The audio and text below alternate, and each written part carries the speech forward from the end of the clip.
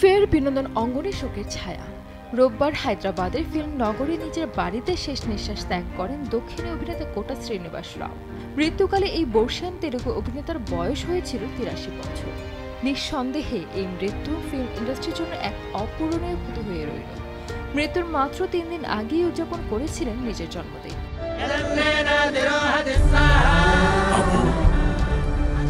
১৯৪২ সালের ১০ জুলাই অন্ধ্রপ্রদেশের একটি গ্রামে জন্মগ্রহণ করেছিলেন শ্রীনিবাস রাও।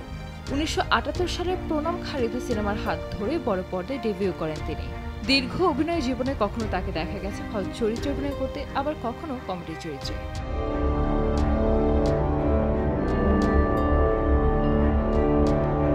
তেলুগু সিনেমার পাশাপাশি তিনি অভিনয় করেছেন তামিল, হিন্দি, কন্নড় এবং মালায়ালাম সিনেমাতেও।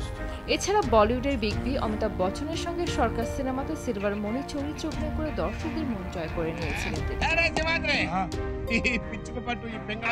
দীর্ঘ ৪ দশকের ক্যারিয়ারে সব মিলিয়ে প্রায় ৭৫০টির বেশি সিনেমাতে অভিনয় করেছেন তিনি।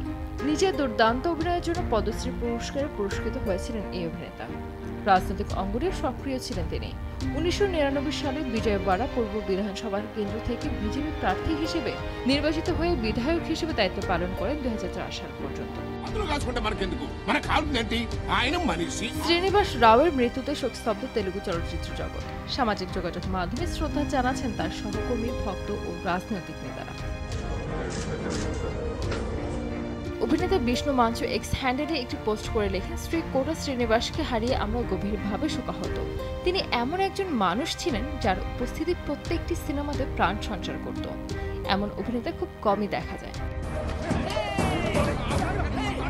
অভিনেতা আরও লেখেন, আমার সৌভাগ্য হয়েছিল তার সঙ্গে বেশ কয়েকটি সিনেমাতে অভিনয় করার। তার কাজ আমাকে সিনেমার প্রতি শ্রদ্ধাশীল করে তুলেছিল। সবশেষ তিনি লিখেছেন, আপনি শান্তিতে থাকুন, সারা জীবন আপনাকে স্মরণ করব। অন্ধ্রপ্রদেশের মুখ্যমন্ত্রী এন চন্দ্রবাবু নাইডু অভিনেতা প্রয়াণে শোক প্রকাশ করে লিখেন, বিখ্যাত অভিনেতা কোটা শ্রীনিবাস রাওয়ের মৃত্যুতে আমরা গভীর শোকাহত। তিনি তার বহুমুখী ভূমিকা দিয়ে সারা জীবন দর্শকদের ভালোবাসা অর্জন করেছেন। অভিনেতার মৃত্যু তেলুগু চলচ্চিত্র শিল্পের জন্য এক অপূরণীয় ক্ষতি হয়ে থাকবে। সঞ্জিত আক্তার, দেশ টিভি।